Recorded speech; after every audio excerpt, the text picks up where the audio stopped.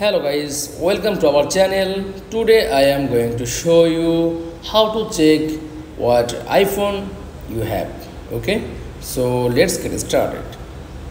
Then first I will click on settings and scroll down.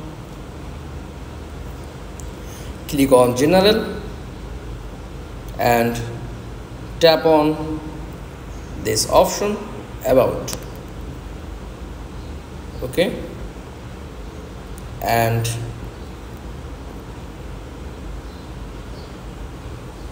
you show your all option, name, iOS version, model name, model number, serial number, and all these options.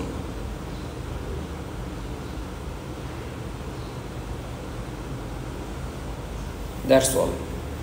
Thanks for watching. Please like, comments and subscribe.